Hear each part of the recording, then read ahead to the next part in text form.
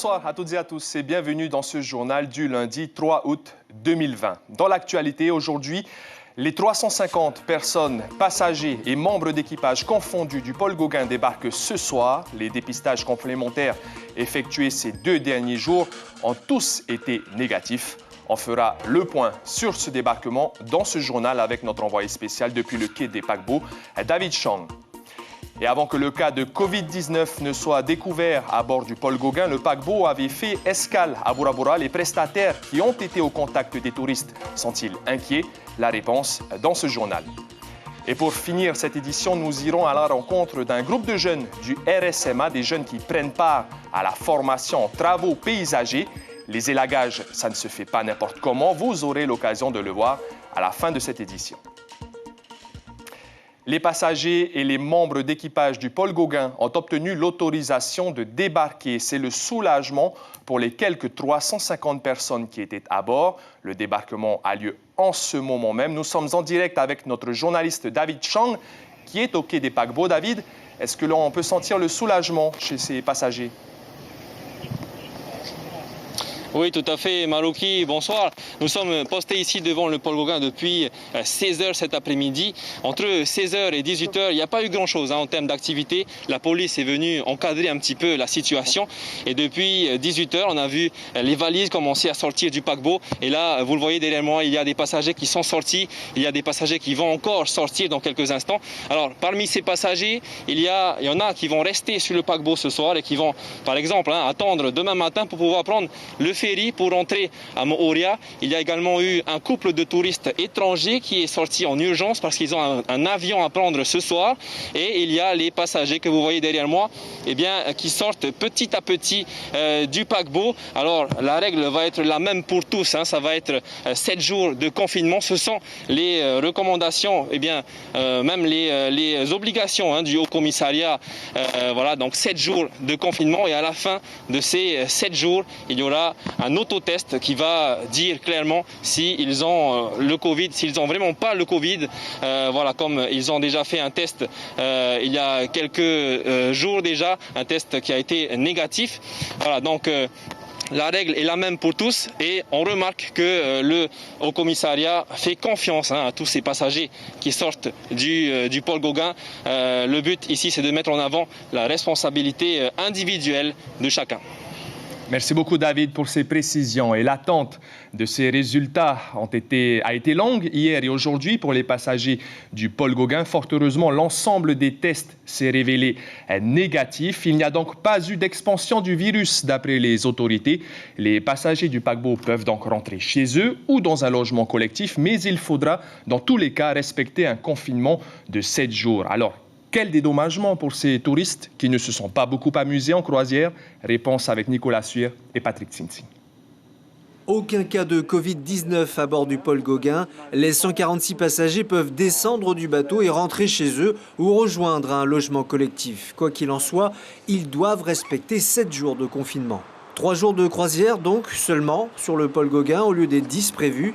En guise de dédommagement, la société maritime propose plusieurs alternatives. Il y a 3 propositions. Alors, la première proposition, c'est de rejoindre le bateau pour une croisière de 14 nuits sur les îles Marquises du 29 août au 12 septembre. Donc, une deuxième proposition, c'est un crédit pour une future croisière calculé à 120% du tarif de croisière payé lors de notre voyage qui vient d'être annulé. Et la dernière proposition, remboursement intégral de la réservation. Moi, personnellement, je suis satisfaite de ces propositions.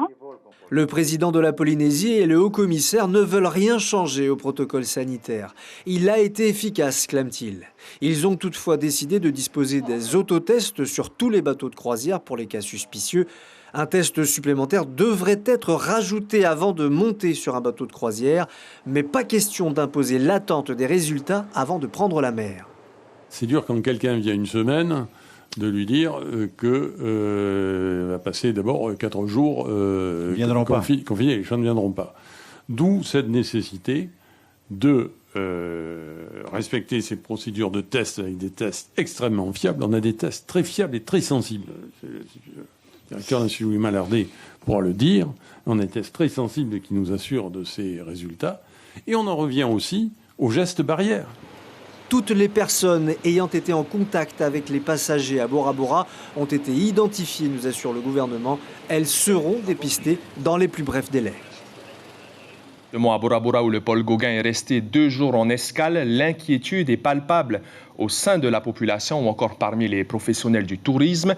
Et cela même si des tests seront effectués. Des personnes en contact, vous venez de l'entendre, seront donc testées. Écoutez tout de même ces réactions recueillies par Rosanna Maihota. Certains ont porté des masques, mais il y en a d'autres, quand ils arrivent dans à la porte des taxis et tout, on les exige, on exige qu'ils portent des masques. Ce qui a rassuré les professionnels, c'est que les formations que nous avons réalisées, le port du masque, les distanciations sociales, la réduction du nombre de personnes dans les bateaux nous permettent d'affronter sereinement cette situation. En sachant aussi qu'actuellement nous sommes en train de mettre en place une douzaine de référents sanitaires sur Bora Bora. On s'attendait bien à avoir des cas à un moment ou à un autre. C'est vrai que depuis le début de la semaine, j'ai prévenu tout le monde, mettez vos masques, gardez les distances. Et surtout, s'il y a des gens sans masque, restez bien à 1 mètre, 1 mètre 52. Maintenant, voilà quoi, on ne peut pas faire plus.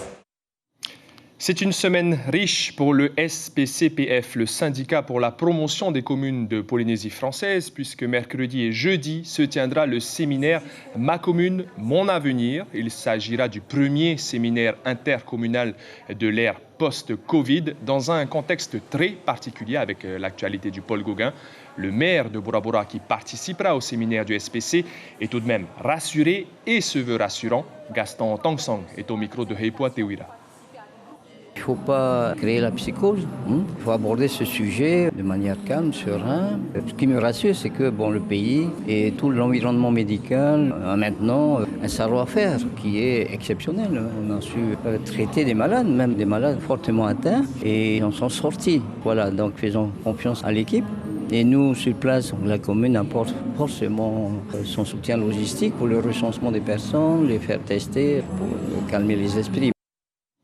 Comment les habitants de Tahiti réagissent-ils aux craintes d'une réapparition éventuelle du virus? Le respect des gestes barrières martelés par les médias est-il de retour dans la rue et les commerces? Visiblement beaucoup plus qu'il y a quelques semaines, mais les porteurs de masques restent encore minoritaires. C'est ce qu'ont constaté Thierry Stampfler et Hirotero Rotua.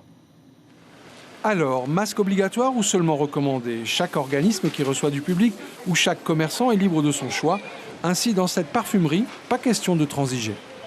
On les oblige à porter le masque, sinon ils ne rentrent pas au magasin. Donc on a toujours une personne qui le filtre à l'entrée, que ce soit touriste ou même la clientèle locale, on oblige à avoir le port du masque pour rentrer dans le magasin. Il y a des gens qui râlent Il y a des gens qui râlent, mais voilà, on pense à notre santé. Même fermeté dans cette grande surface de bricolage. Il y a certes des masques à vendre à la caisse à 80 francs pièce pour ceux qui auraient oublié le leur. Mais Ismaël n'est pas convaincu et a laissé son épouse faire les courses toute seule. Mais là, j'ai attendu. Donc tu ne voulais pas en acheter un, là, ils en vendent à 80 ? Après, tu achètes, après, quand tu sors, tu remets dans la poubelle. Il vaut mieux aller acheter là au marché, les tissus. C'est une décision de la direction qui est aussi acceptée et sollicitée par les employés. Mais ça reste une décision de la direction de prévenir et de sauvegarder nos employés. Beaucoup de passages dans ce magasin de vêtements. Il faudrait 1 ou 2 vigiles pour filtrer la clientèle. Et quand on laisse le choix aux acheteurs, généralement, les masques sont plutôt minoritaires. C'est pas tout le monde qui porte des masques ici, que ce soit local ou touriste. Et même les touristes, il y en a qui viennent sans masque. Quand je rentre dans les magasins, je le mets direct et quand je sors, je l'enlève. Et tu le mets parce que c'est obligatoire? Parce qu'ici, par exemple, c'est pas obligatoire, mais tu as quand même ton masque. Oui, parce que tout à l'heure, il y avait beaucoup de gens, du coup, moi, j'ai préféré le mettre. Dans cette agence EDT très fréquentée, c'est 8 personnes à l'intérieur, maximum, et un membre par famille seulement. Du coup, l'attente est parfois longue. On prend un numéro et on patiente. Ticket à la main, j'attends mon tour. Et tu comprends ça, le port du masque obligatoire, attendre dehors ou... Vous savez, le port du masque est vraiment important. Alors, on suit le règlement et puis on patiente. Ils avaient presque totalement disparu du paysage jusqu'au retour des touristes. Ils reviennent en force depuis 2 semaines. Le masque est sans doute un indicateur visible du degré d'inquiétude de la population qui fréquente la zone urbaine de Tahiti. Et comme vous le savez, les autorités sanitaires recommandent fortement l'application des gestes barrières. Tâchez donc de vous laver régulièrement les mains, de tousser et d'éternuer dans un mouchoir à usage unique. Évitez également les contacts physiques et les embrassades. Si vous avez des doutes sur votre état de santé, vous pouvez appeler le 40 45 50 00 ou tout simplement le 15.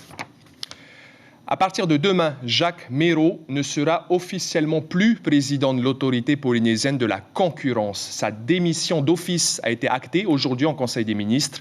Et pour cette décision, le président du pays s'est appuyé sur un rapport du collège de l'APC, rapport qui faisait état d'un certain nombre de manquements de celui qui était président de l'autorité polynésienne de la concurrence depuis sa création en 2015. L'intérim de l'institution sera assuré par Christian Monté. De la vanille produite à 100% au Tuamotu. Oui, c'est possible et ça se passe notamment à Hau. Depuis 2018, une serre expérimentale de près de 150 mètres carrés a été installée sur cet atoll. Les lianes qui poussent sur les quelques 45 tuteurs se portent très bien. Cette semaine, un agent de l'EPIC Vanille a d'ailleurs donné une formation pour les futurs vanniculteurs. Ils étaient une trentaine à l'avoir suivi. Il était question de techniques d'arrosage, d'engrais, de bouturage ou des maladies à surveiller. Heyoura Fleury a pour projet de lancer une serre de près de 300 mètres carrés pour plus d'une centaine de tuteurs. Elle a été interrogée par Mathieu Allot. On a mis 3 ans pour pouvoir avoir cette serre, vous voyez derrière. Et pour ce projet-là, on a fait aussi ça pour tous ceux des Tuamotu pour dire que tout pousse. Et en bref, on a pu faire ça pour notre fils qui va aller justement à Moorea pour poursuivre ses études, justement pour venir aboutir à ce projet-là. Et puis à Raiatea cette fois, un stage de prévention contre les dangers de la chasse sous-marine était organisé samedi et dimanche par le club des Black Fins. Il y avait une trentaine de participants qui ont eu droit à une partie théorique samedi dans un premier temps, puis à une partie pratique le lendemain dimanche. Il fallait notamment remonter une victime de syncope et appliquer les premiers gestes de sauvetage. Un vif succès pour ce stage puisque le club des Black Fins a même dû refouler quelques participants par manque de place. Julien Vescovalier a pu recueillir le témoignage de Raitinim Hay qui a sauvé la vie de son ami victime de syncope à 15 mètres de profondeur pendant une partie de chasse sous-marine. Écoutez.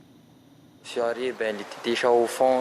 Comme mon ami Tereo Amin n'a pas pu aller le récupérer, du coup j'étais obligé moi d'aller le faire. Ça a été difficile? Ouais, très dur même, parce que j'arrivais pas à lever sa ceinture, enfin son plan aussi. C'était compliqué à enlever cette ceinture. Avec son... T'as réussi quand même à l'enlever? Non, pas du tout. Du coup, j'ai remonté avec. Ouais, je l'ai fait avec. Mais c'était dur, il était lourd. Les travaux paysagers, c'est une option prisée du RSMA, le régiment du service militaire adapté. Chaque année, une promotion de jeunes Polynésiens découvre la diversité de ce domaine. Et quand on parle de travaux paysagers, on a souvent à l'esprit les travaux d'élagage. Aujourd'hui, Stéphane Ratino et Patita Savea ont suivi une équipe en pleine formation. Le jeu de cordes et les mains qui accompagne l'ascension des corps parle d'une volonté. Elle ne doit pas faillir dans les têtes. L'ascenseur social, il est là peut-être au bout de la cime des arbres. Cet impossible d'hier devenu une part de souhaitable pour demain. Cette année, 12 jeunes ont choisi la formation en travaux paysagers pour le service militaire actif. Le souvenir des prédécesseurs, leur chemin à suivre. On a 4 ou 5 qui ont été embauchés dans NJ, qui sortent du RSM. Mais après, il y en a qui ont été embauchés dans des pépinières, on a qui ont été embauchés dans d'autres entreprises.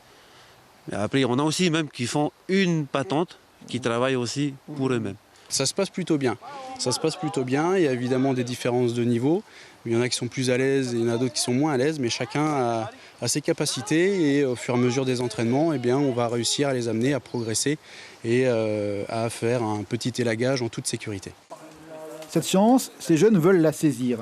Ils souhaitent réécrire une trajectoire de vie, ne plus laisser la page blanche d'un passé scolaire dont le quotidien interdisait l'horizon. Le RSMA, c'est tout autre chose, une pédagogie pratique. On écoute, on fait, on s'éprouve. C'est aussi l'acceptation d'un cadre, d'un devenir, celui de son savoir-être.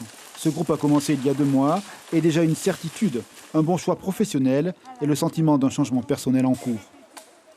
Très motivée depuis le début, j'étais très motivée pour ça et après on verra si j'ai mon diplôme ou pas. À ton avis, ça correspond à tes souhaits? Tu vas l'avoir ce diplôme? Ouais, ça correspond complètement à mon souhait. Ça fait très longtemps que je voulais aussi faire ça.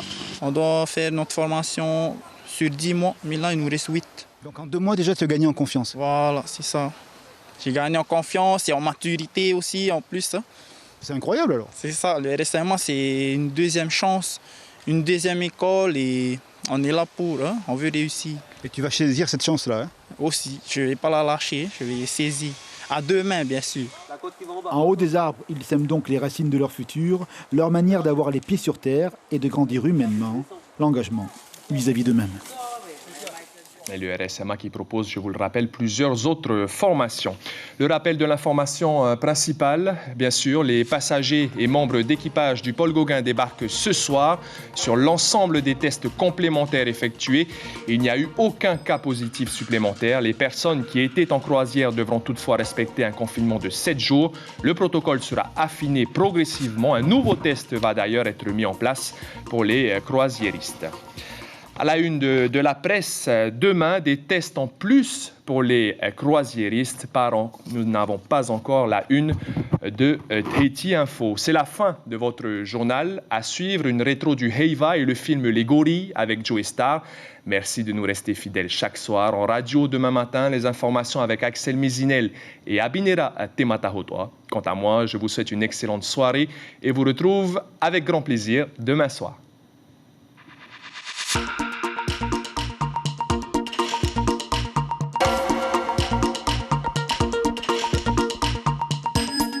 Retrouvez notre journal en replay sur notre site internet.